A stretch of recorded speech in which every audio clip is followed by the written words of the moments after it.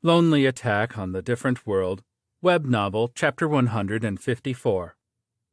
I think the problem is that the speed at which extra orders are coming doesn't lose to the growth of production speed at all.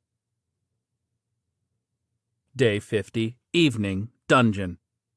For some reason, the girls unanimously decided to hand over infinite tentacles, create and control tentacles, to me.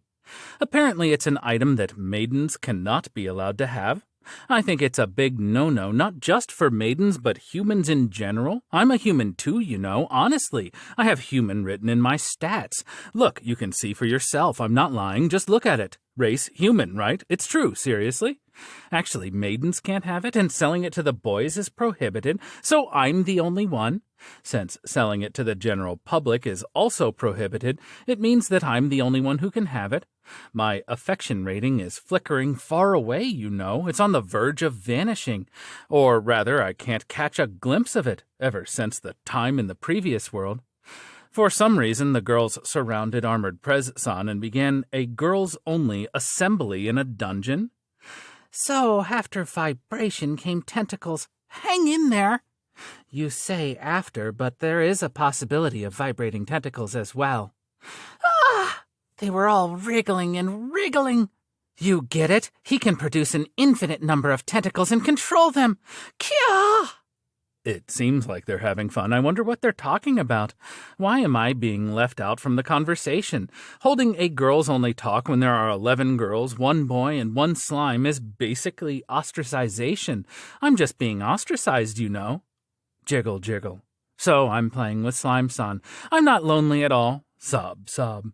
Looks like Slime-san likes to be petted. I'm glad that it's enjoying it. Hey, what are we going to do? Are we going down? Are we going back? Are we going to live here? I'll remodel it. Are we staying here? No, you can't. You can't stay here. You can't come to such a place and stay here to vibrate tentacles. You can't come. You absolutely can't do that. Ah! Looks like we aren't staying here.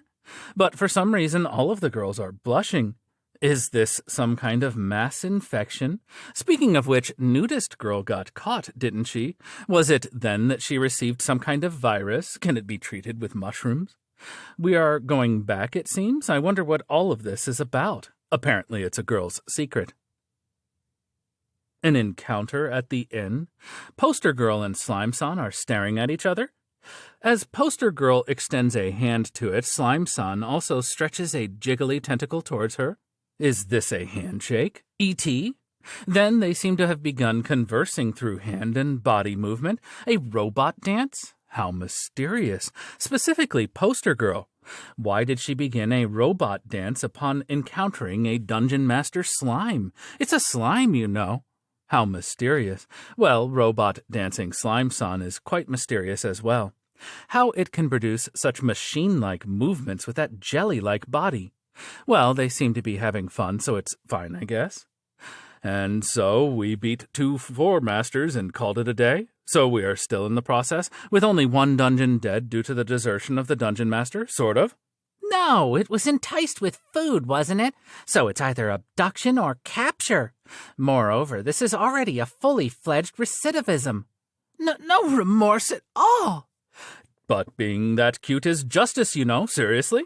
More importantly, tentacles. More details, please, details. Hey, geeks over there, what is that excitement? You think, here it is? Can't you read the mood? The girls' gazes are ice cold, you know. The room is about to freeze. As I thought, infinite tentacles should be kept secret from them, seriously. Since the geeks were annoying, I scattered them and proceeded to serve cutlets with Aurora sauce while trampling the geeks. Cutlets with Odora sauce. They have no katsudan. Let them eat cutlets, sort of. Merry cutlets, let's dig in. Well, I actually didn't have enough eggs for everyone. The eggs became mayonnaise. It's about time I went to buy more, or it will become a problem soon. And then there is Stalker Girl, who cheerily shows up for dinner. Well, she cleans up with everyone, so it's fine, but she has completely blended in by now. She was also desperately trying to take part in that robot dance, but it looks like the difficulty was too high, or rather, she is too busy with cutlets at the moment. Jiggle, jiggle. It seems Slime-san liked the cutlets too. It ate to its heart content during the day, but it's stuffing itself again. Well, it seems to be enjoying it, so it's fine, I guess. As we split up after dinner, I took Slime-san and went to the bath. And returning to the room, I get to work. A never-ending night begins. No matter how cool I may try to make it sound, it's still just crafting. There was an unexpected surprise. Tentacles are quite convenient. They are extremely dexterous. Unlike holding, tentacles are physical objects, so they are very easy to handle. I mean, the work on copying the manuscripts ended in an instant. Tentacles all working together, moved by apex thinking. They are also good for sewing. This is surprisingly a great find. The problem is that the list of orders keeps growing at the same rate as the speed of work. Also, who is this person? Who placed an order for a school swimsuit for a high school boy? It's Nudist Girl. Wait, isn't she a competitive swimmer? I'd understand if it was a racing swimsuit, but why a school swimsuit? You are going to attract the geeks with that, you know. It's dangerous.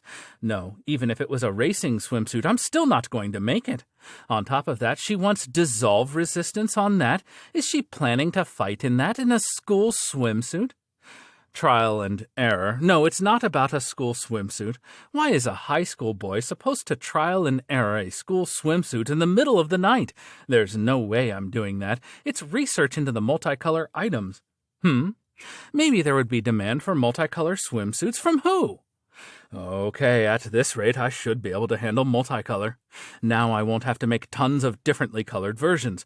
The workload is so big that if this were Tsuru no Onegashe, the crane would have died of overwork before anything else. On top of that, the crane at least got a loom, and I have to do everything by hand. The crane had it nice. I have to start first from making blueprints for the loom, you know. The principle is extremely simple, since all it takes is pulverizing magic stones and then rubbing them into wet fabric or thread. And once it's dried up, pass mana through it to make them stick together. Also, it seems to boast the ability to change colors as the main feature, but if high-quality magic stones were used in production, it can be useful in combat too. The problem was that the fact that magic stones had to be pulverized. While not to particle level, they still had to be smashed into uniformly small grains. To put it simply, they had to be crushed, and it's a real pain to crush them into small particles of equal size. But the combination of vibration magic and alchemy allowed to mass-produce that. It was quite extremely annoying, but if I can mass-produce the dust, it should be all right to accept orders for a multicolor series. The process was seriously troublesome, but being able to pass mana through clothes itself makes it greatly beneficial even in regards to safety. When the girls finish their girls-only meeting, I'll take measurements to finish one piece for the president, and might as well try to make it multicolored. But the girls' talk seems to be extremely, unendingly long. Merely deciding on the time for tomorrow's girls-only assembly will probably take them 3 days. That's how long it takes. Are they not done yet? However, while things got more convenient, I have a hunch that there now might be a bit of a problem in terms of visuals. Actually, what I have is not a hunch, but a confidence that there is a clear problem with appearance. That's because when I was studying the ways to use infinite tentacles, create and control tentacles, I fused it with cloak. In other words, there is now a high school boy that has squirming tentacles poking out from his black cloak, who is bound to be declared guilty even before getting reported. Was there even another piece of apparel this hostile to affection rating with the opposite sex? Rather, before getting into affection rating, it already maxed unpleasantness rating with the opposite sex to the cap. I mean, it's plain gross. It's very convenient, but it looks evil and disgusting. It's so bizarre that rather than an item from a fantasy world, it looks more like from the Cthulhu mythos, you know? If I were to be attacked by such an enemy, I'd absolutely run away. Nope, just nope. No way. Even so, the tentacles are very handy and hard-working, you know. They are doing their best, okay? BFFs who share struggles of my unending overtime work. I mean, there is no one else rushing to my help. Well, it's still a huge nope, though. Are the girls still not done with their discussion? Maybe I should check on them.